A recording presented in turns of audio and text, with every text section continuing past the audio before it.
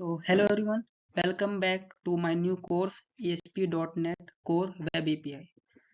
इस वीडियो में हम ASP.NET Core Web API का फर्स्ट प्रोजेक्ट बिल्ड करेंगे। प्रीवियस वीडियो में हमने समझा था कि वेब एपीआई होता क्या है।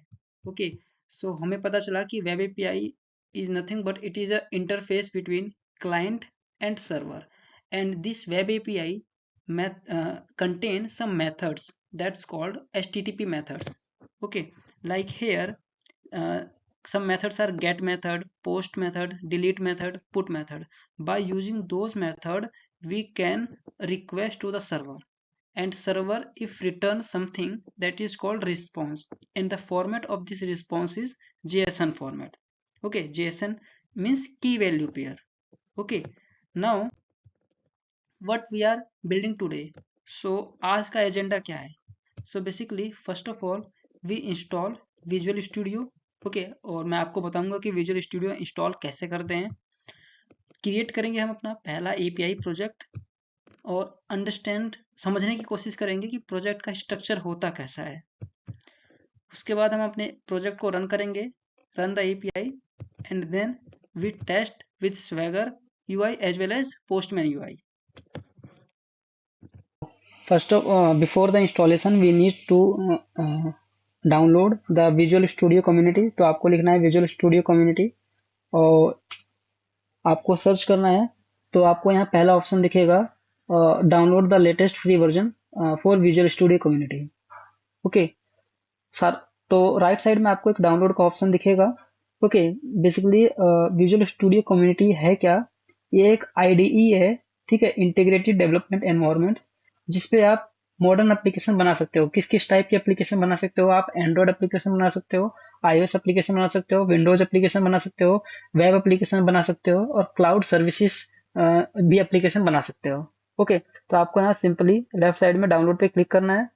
ओके, और ये पूछेगा कि आपको किस लोकेशन पे डाउनलोड करना है। तो अभी तो डाउनलोड फोल्डर में ही डाउनलोड करना है।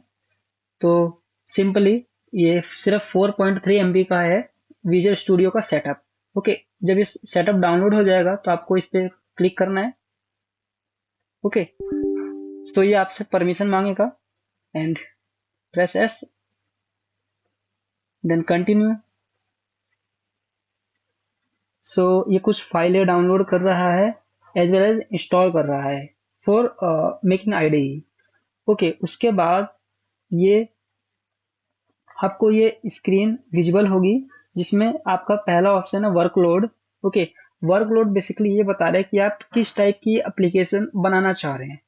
ठीक है, आपका पर्पज क्या है, आप किस टाइप की एप्लीकेशन बनाने के लिए इसको यूज करेंगे। तो यहाँ देखो, आपको पहला ऑप्शन वेब एंड क्लाउड का है, दूसरा है desktop and mobile application, and the last is other tool set like a data storage and that kind of things. Okay, तो हमें सिर्फ ASP.NET का यूज करके वेब एप्लीकेशन क्रिएट करना है। ओके, तो आप इस फर्स्ट ऑप्शन को क्लिक करेंगे। ओके, अब यहाँ पे देखिए इसमें टोटल स्पेस रिक्वायर्ड है 9 GB। तो सिर्फ ASP.NET वेब एप्लीकेशन को डाउनलोड करने के लिए आपको 9 GB चाहिए स्पेस। ओके, आप इस पे क्लिक करके इंस्टॉल करेंगे। ओके,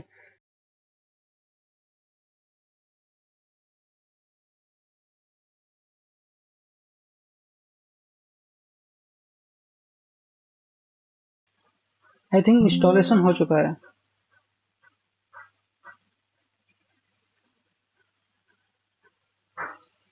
ओके, सो बेसिकली ये हमारे पास इंटरफेस आया है जिसमें ये बोल रहा है कि अकाउंट क्रिएट करने के लिए या गिटहब अकाउंट लिंक करने के लिए या माइक्रोसॉफ्ट अपना अकाउंट लिंक करने के लिए आप सिंपली स्किप कर सकते हो इस पोर्शन को।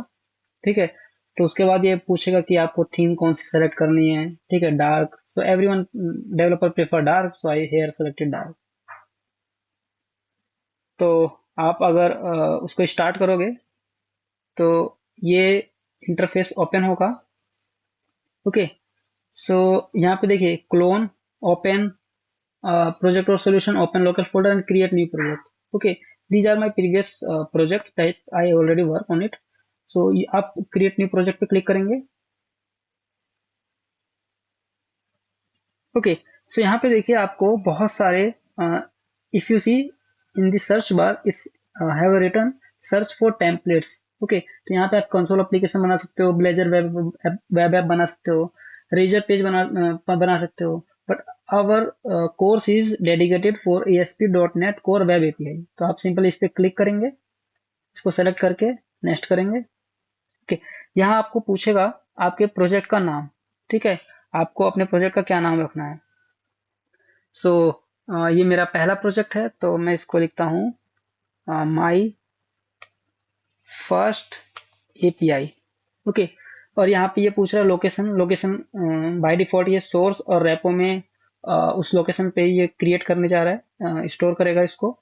आप सिंपली इसको चेंज कर सकते हो location. Okay, next create. Now it's creating our project template. Okay, by default ये टेम्पलेट क्रिएट करेगा। So Visual Studio automatically create our project with all necessary files. Let's we understand what we are looking at. Okay, तो ये आपका पहला, इसको cross कर देंगे, तो ये आपका पहला टेम्पलेट तैयार हुआ है। आपका जो मेन फाइल है, if you see this is a solution explorer where it show all the dependency and the files that are present. It will show in the solution explorer. Okay, and this is an interface where we write our code. Okay, and so the main file is program.cs. Okay, this main files where the program is start. Okay, so this is a main file program.cs, और यहाँ पे controller नाम का एक folder है, ठीक है। तो एक एक करके फाइल को समझने की कोशिश करते हैं। तो आप ये समझिए, देखो ये कोड कैसे रन हो रहा है, ठीक है, ये जो टेम्पलेट आया है ये रन कैसे हो रहा है, इसको मैं इस वीडियो में कवर नहीं करूंगा। मैं सिंपली बताऊंगा कि ये जो फाइल्स है कौन सी फाइल किसके लिए यूज हो रही है। ओके, सो जो मेन जो आपका प्रोग्राम रन करता है वो program.cs फाइल से रन करता है। ये फर्स्ट फाइल है जो रन होती है। ओके, उसके बाद आप यहाँ पे एक ऐप सेटिंग डॉट जेएसएन देखेंगे। सो बेसिकली यहाँ पे आप अपनी कॉन्फ़िगरेशन फाइल रखते हैं, ठीक है, जो भी आपका कॉन्फ़िगरेशन है, लाइक आप डेटाबेस कनेक्ट कर रहे हो तो वहाँ पे आपको डेटाबेस का लिंक देना पड़ेगा कि आप डेटाबेस कनेक्ट कर रहे हो, या फिर लाइक आप ऑथेंटिकेशन परफॉर्म कर रहे हो तो यहाँ पे आपको ऐड करना पड़ेगा कि आप ऑथेंटिकेशन के लिए सीक्रेट की क्या यूज कर रहे हो। मतलब जो रिक्वायर्ड डिटेल्स है वो आपको कॉन्फ़िगरेशन को ऐप सेटिंग डॉट जेएसएन में लिखना है। Okay, now we discuss the folder controller. तो कंट्रोलर फोल्डर क्या है? ओके, सो कंट्रोलर फोल्डर में एक फाइल पड़ी है weather forecast controller dot cs। Okay, तो हमने इस फाइल को जब ओपन किया तो यहाँ पे पहले से ही बना बनाया एक कंट्रोलर है, ठीक है। अभी आपको कंफ्यूज मत होना कि ये इतना सारा कोड दिख रहा है ये क्या है, इसको समझ में कुछ नहीं आ रहा है, ठीक है, आपको समझने की जरूरत नहीं है। बेसिकली हुआ क्या है, जब इसने टेम्पलेट क्रिएट किया तो बाय डिफॉल्ट ये क्या करता है, एक सिंपल कंट्रोलर वेदर फोरकास्ट का कंट्रोलर पहले से बना बनाया ऐड कर देता है, ठीक है। ओके, बाकी हम आने वाले वीडियो में देखेंगे कि कंट्रोलर होता क्या है, काम कैसे करते हैं। अभी आप सिंपल समझिए कि हमने वहां पे जब हम HTTP मेथड की बात कर रहे थे तो वहां पे एक API एंड पॉइंट की बात कर रहे थे, ठीक है, different type of and point की बात कर रहे थे, वो बेसिकली कंट्रोलर से हैंडल होता है। ओके, थोड़ा और इसको डिस्कस करूं तो मैं यहाँ पे आपको दिखाता हूँ कि आपने मेथड पढ़े थे ना, HTTP get method, post method, delete method, put method. तो देखो यहाँ पे एक मेथड इस्तेमाल हुआ है HTTP गेट मेथड, मतलब कुछ इन्फॉर्मेशन आप गेट करोगे, ठीक है। अभी कोड को समझने की कोशिश मत करो, अगर समझ में नहीं आएगा आप सिंपली यहाँ पे देखो एक गेट API यूज हो रही है, वेब API यूज हो रही है। ओके, सो आई होप समझ में आ गया होगा कि program.cs से फाइल, जब इस फाइल को रन करोगे तो आपका प्रोजेक्ट स्टार्ट हो जाएगा। Okay, app setting dot JSON क्या होती है, कॉन्फ़िगरेशन फाइल होती है। एपीआई का जो राउट्स है वो कहाँ डिफाइन होता है, कंट्रोलर में डिफाइन होता है। ओके, बस इतना समझ लो आप। अब इस प्रोजेक्ट को रन करते हैं। तो आपको रन करने के लिए आप यहाँ पे देखिए इस ग्रीन आइकन जो सिंबल दिख रहा है इस पे क्लिक कर सकते हैं, या फिर आप F5 भी दबा सकते हैं। ठीक है, तो आप सिंपली इसको रन करेंगे।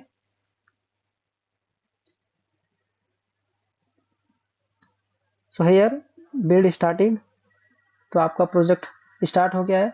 अब देखिए यहाँ पे ये पूछ रहा है एसएसएल सर्टिफिकेट के लिए पूछ रहा है, would you like to trust ASP.NET core SSL certificate.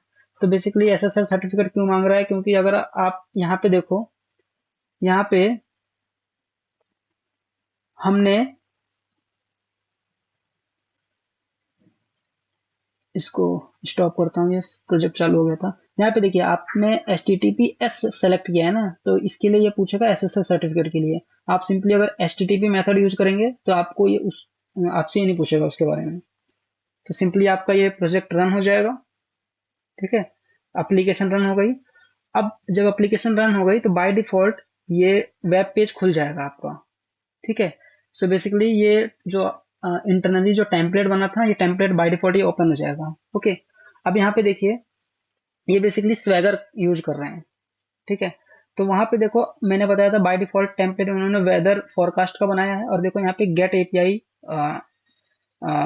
HTTP method use हो रहा है।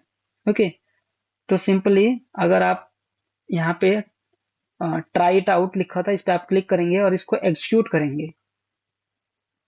ओके, जब आप इसको एग्जीक्यूट करेंगे तो ये आपको day wise temperature response return करेगा। रिस्पॉन्स कहाँ से आ रहा है, ये सर्वर से आ रहा है।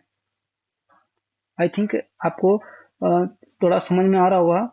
ये आपने जब एग्जीक्यूट पे क्लिक किया, ठीक है, आपने सिंपल रिक्वेस्ट दिया, गेट रिक्वेस्ट।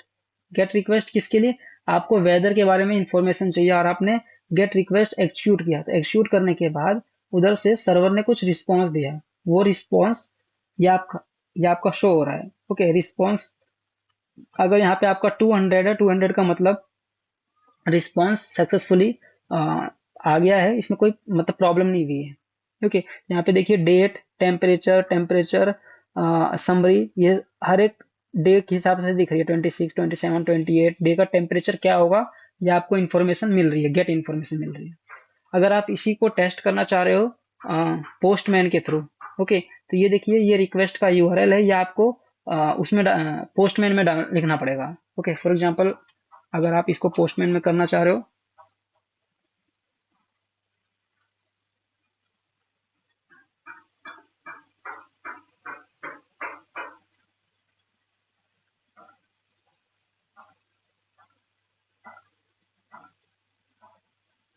टोकन क्यों मांग रहा है।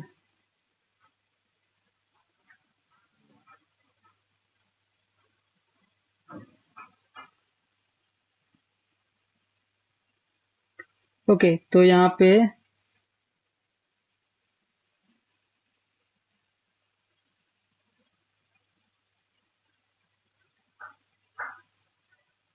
ओके, सो नेक्स्ट वीडियो में मैं बता दूंगा कि आपको ये पोस्टमैन के थ्रू कैसे करते हैं। बेसिकली आपको करना क्या रहता है, आपने ये जो लिंक है ना, ये आपको लिंक को वहाँ पे पेस्ट करना है, और आपको मेथड में सिर्फ आपको मेथड में वहाँ गेट सेलेक्ट करना है, और आप उसको एक्जीक्यूट करोगे तो ये इन्फॉर्मेशन जो यहाँ पे अभी आपको ये अपियर हो रही है ना, वही आपको पोस्टमैन में भी अपियर हो जाएगी, दिखाई देगी। ठीक है, आई थिंक आपको ये इन्फॉर्मेशन तो समझ में आई होगी। अ, मुझे पता है आपको कोडिंग समझ में नहीं आया होगा कि कोडिंग एक्चुअली में वर्क कैसे कर रहा है। ओके, बट फिर भी आप सिंपल ये इतना समझ लीजिए, अभी जब आप कोई प्रोजेक्ट नया क्रिएट करते हो तो बाय डिफॉल्ट एक टेम्पलेट क्रिएट करता है। ठीक है, ये डॉट नेट खुद से एक टेम्पलेट क्रिएट करता है। इसमें ये program dot C S main file होती है, app setting dot JS configuration file होती है, जिसमें आप बताते हो डेटाबेस कैसे कनेक्ट करोगे। कंट्रोलर्स एपीआई के राउट्स हैं, जिससे आप डिसाइड करते हो कौन से राउट्स पे जाना है। गेट, पोस्ट, पुट डिलीट जो मैं बता रहा था ना, वो आपको कंट्रोलर में लिखना है।